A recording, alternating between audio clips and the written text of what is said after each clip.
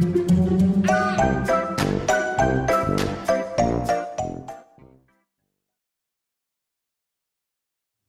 guys, Sandy here, and today I am playing with some Brutus Monroe products. I have two of the paper pads, Farmhouse Floral and Weathered Wood.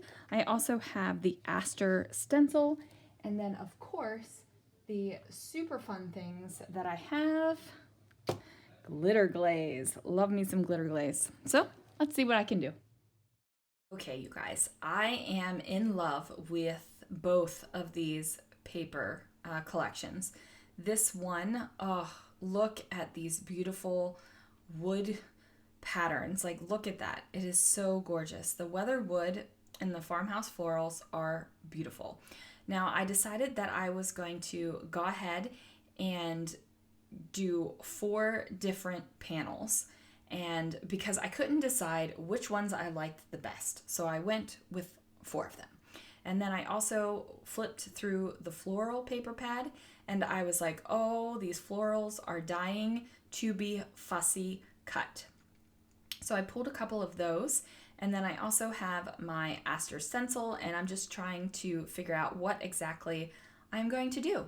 Now, I am loving a black background lately, so I'm going to do that. And here is where I make a mistake. I tried to cut all 4 of my pieces at once, and then I don't know if you saw it, but it did slip a little bit as soon as I started to cut. So I was like, nope, nope, nope. You're going to do them one by one. I'm just trimming them down ever so slightly because I want to be able to have the entire black background with this on the top of it. So I'm cutting them down into squares, and I'm just, like I said, just ever so slightly. It would be a shame to cut these down too much because these panels are gorgeous.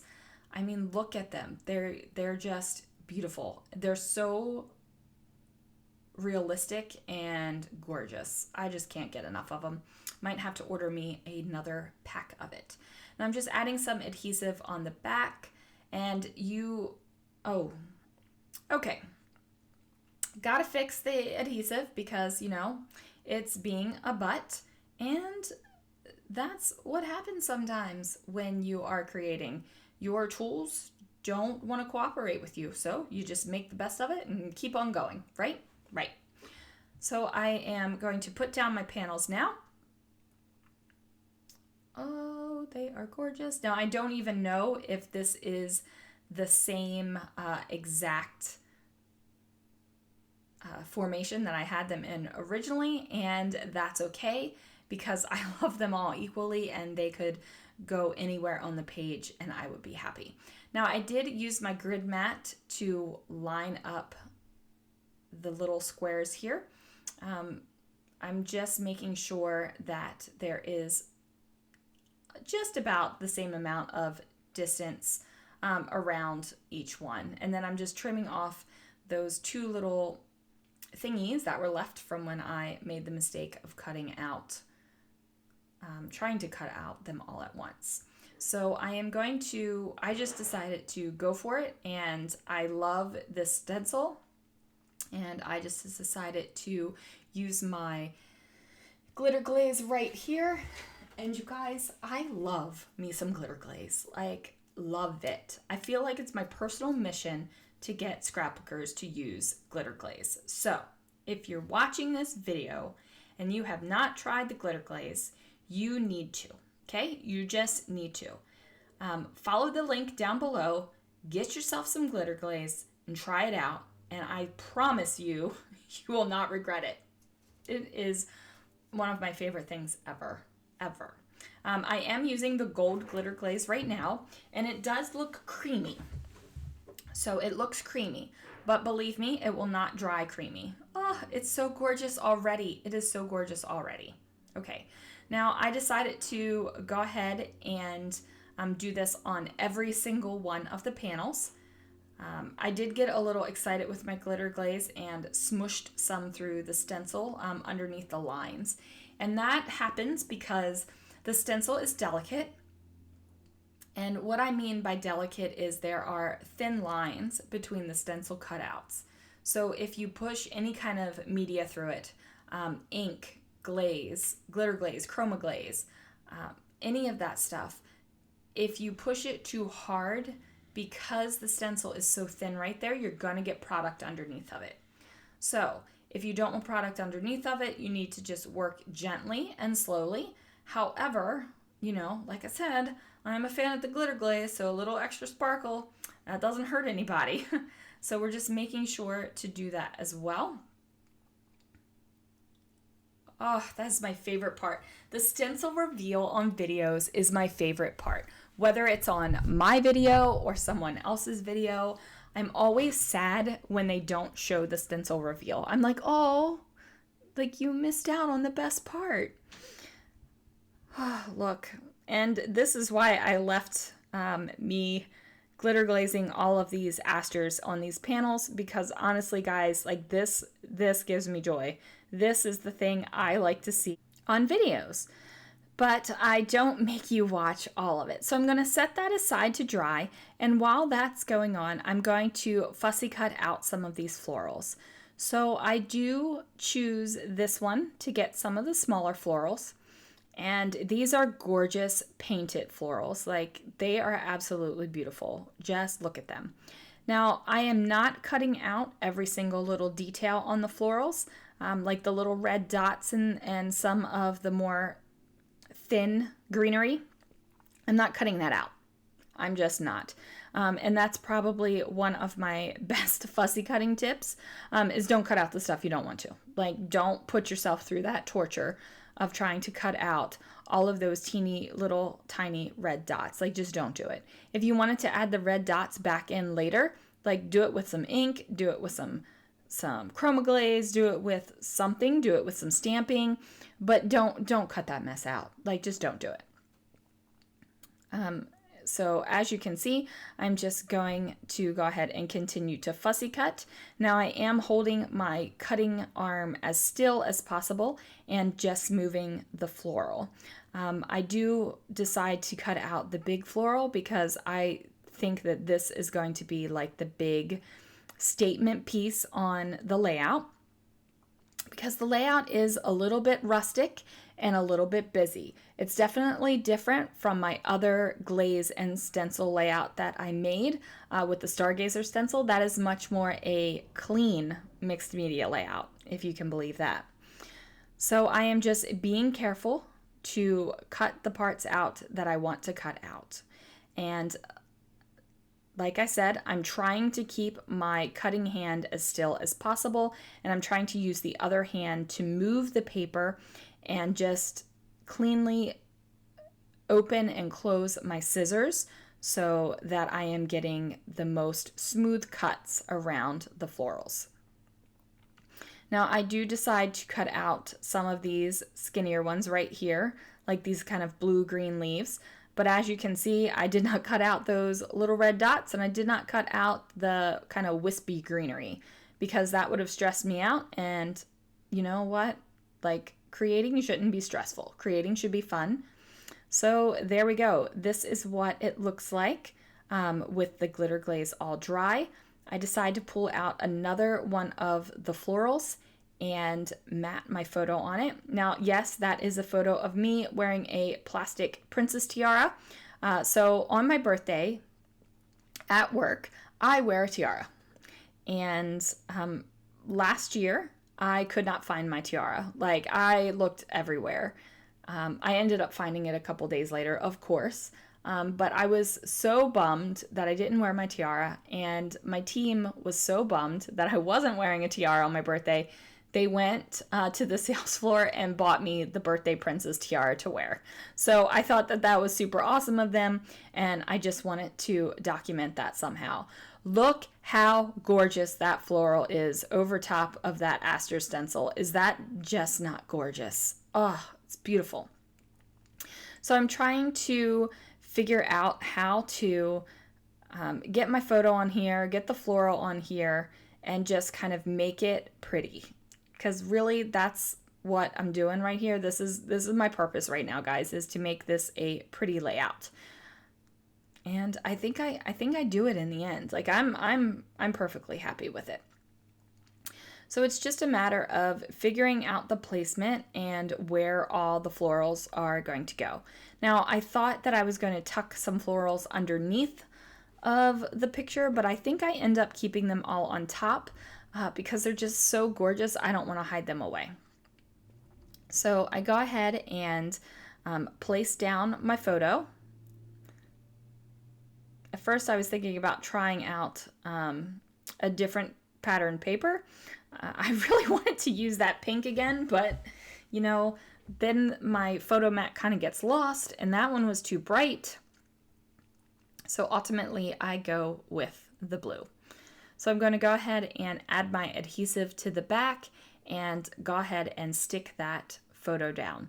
Now I do add a little bit more adhesive than I normally do, and that's just because there's a lot of glitter glaze going on underneath of these elements, and I want to make sure that the paper can adhere.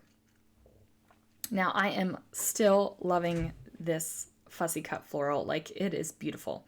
So I grabbed some foam squares and I'm just going to pop it up just to give it a little bit of dimension and texture on the page. So we have a lot of texture already.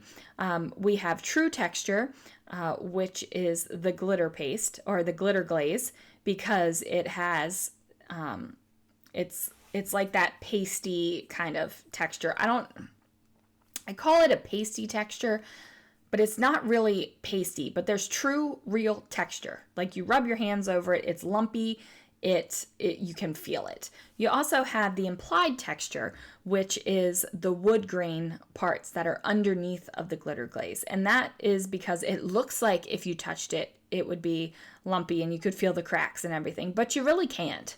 It is smooth. So I wanted to give the florals some texture and some lift. So some of these florals are going to be popped up. Some of them are just going to be adhered straight down to the background page. And I'm just kind of putting them on where I think they look good. I'm not really following any kind of design principle here. And I think that that is something that we kind of sabotage ourselves with, because we're thinking, oh, I've got to follow a design principle. I've got to follow the rule of thirds, or I got to divide the page into thirds, or I've got to do this. I've got to do that. It has to be symmetrical. It has to be this. It has to be that. No, it doesn't. No, it doesn't. You do you, okay? You make something that makes you happy. You make something that you like. You make something that looks pretty to you. Like that's what matters, guys. Like if you're doing it for everyone else, then you're not going to find the joy in the creating because you're doing it for everyone else. Now, I'm not saying you shouldn't create for everyone else, and I'm not saying that you should always create for yourself, because you want people to enjoy your work, you want people to feel inspired, you want people to feel the beauty of it, but you got to do some of it for you. And when you do it for you, that's when your best work comes out. It's just the way it is. So I am scattering these florals across the page. I am trimming off little bits that need it to come off, and I am just loving this. I know that this might not be everybody's cup of tea. You might be looking at this and being like, whoa, this is an awful lot. This is an awful lot, but that's okay. It doesn't have to be everyone's cup of tea. Like I said, my other video shows how to use the chroma glaze and much more clean and simple. But I like it. I like it. I love the florals. I think they're gorgeous. I love the wood. I think that's gorgeous. And you know I love me some glitter glaze. So I decide to pull out some letter stickers here. And of course, I had to spell the word queen because I am wearing the tiara. So, and I'm not a princess. I'm a grown married woman, so I'm a queen. And then I'm going to use this stamp set right here. And this is one of the things I like to do with sentiment stamps when I am scrapbooking, is to use a portion of them in my title. So I do have the happy birthday, and I think I actually do. I do. I actually used the entire thing. I was just going to say Birthday Queen, but I decided to use Happy Birthday Queen. So there it is. I used the entire thing. On my other video, I blocked off some of the stamp. But one of my things that I enjoy doing with stamps is to combine them with letter stickers or die cuts or something to create a title. I like having the different fonts and the different mixes, and that makes me super happy. So I'm just taking some liquid adhesive and I'm just dotting that around my page, and I am going to add that little liquid adhesive dot back because I smudged it, so we're just going to put it back. And then these little sequins came in the Farmhouse Friends Inspiration box. So I'm just taking a couple of those and sprinkling them around the page where I have already put down my glue. And that's, again, just to give the page a little bit more interest, a little bit more texture, and a little bit more fun, because this page needs all the fun. This page definitely needs all the fun. More is more, you guys. More is more. So I'm just placing these down. I'm not really paying too much attention to the different colors. There is a mix of colors in there, and I'm not really paying too much attention to it. I'm just putting them down, whatever looks good. So I do have a couple more of these florals, and I'm just trying to figure out where they need to go on the page. Like, do I need to add more?